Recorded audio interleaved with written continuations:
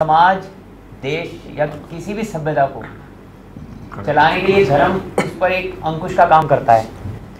और जहाँ पर धर्म का अंकुश नहीं है वो सभ्यताएं कभी फल फूल ही नहीं पाई। भारत की सभ्यता विश्व में सबसे पुरानी सभ्यता है।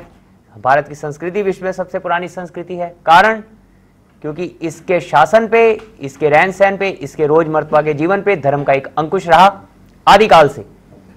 तो धर्म अब इसका जहां जहां अधर्म, अभी हमारे मित्र ने जिक्र किया, भगवान राम का जिक्र किया, वो मर्यादा पुरुषोत्तम या महानायक क्यों बन गए?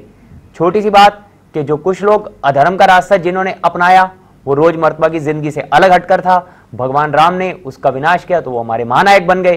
तो धर्म का अंकुश राजनीति पर भी होता है, राजा के कामकाज पर भी होता है, उस सभ्यता, उस देश की जो आम जनता होती है उसके ऊपर भी होता है। तो धर्म का अंकुश जहां जहां रहा और जहां जहां धर्म रहा वो सभ्यताएं फली फूली और विकसित हुई।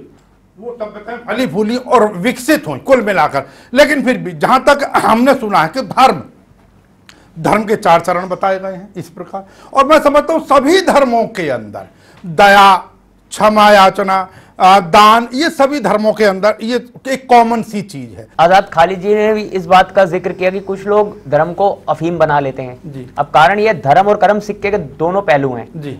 अब आसान क्या पद्धति आ गई, एक ये अभी मेरे मित्र ने जिक्र किया पिछले 20 वर्षों से अगर आप देखिए, ये जब का बाजारवाद आया है, बाजारवाद के दौर में नैतिक मूल्यों का पतन तो एक स्वाभाविक सी बात है।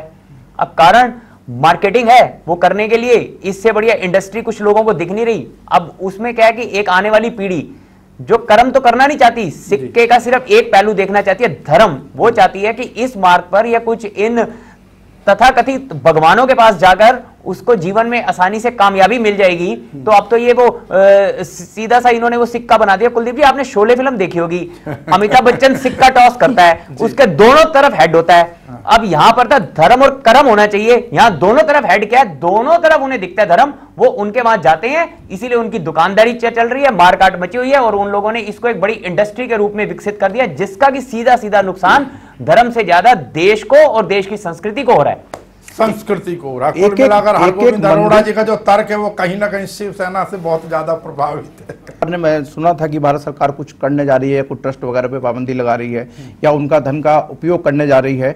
जहां तक बालाजी मंदिर का प्रश्न है, नहीं मंदिरों की मेरी बात पूरी सुनिए, मैं मंदिर मस्जिद की बात नहीं कर रहा हूँ, मैं कह रहा हूँ मंदिर मस्जिद नहीं ना जी, इतना पैसा बना है 5000 वर्ष से आदिकाल से भारत में सोने के मंदिर हुए हैं। सोना यहाँ विषय मंदिर से तो धर्म भटकने का कहीं है नहीं प्रश्न। यहाँ जो लोग तथाकथित भगवान बनकर अपनी आराधना करवा रहे हैं, देखिए वो जो पैसा है अपना, हाँ आप उस पैसे पे प्रश्न चिन्ह लगा सकते हैं, लेकिन जहां तक मंदिरों का विषय तो 5000 साल पहले तो भारत में सोने के मंदिर होते थे। हरगोविंद अरोड़ा जी, आपके समय कम है, अब आप लोगों से अंतिम प्रतिक्रिया इस धर्म में, क्या राधे मां धर्म है? खालिद आजाद जी ने अभी जिक्र किया, देश के बड़े क्रांतिकारी पत्रकार हैं और मैं उनका काफी सम्मान करता हूं, और आज बड़े सौभाग्य की बात है हमारे साथ हैं।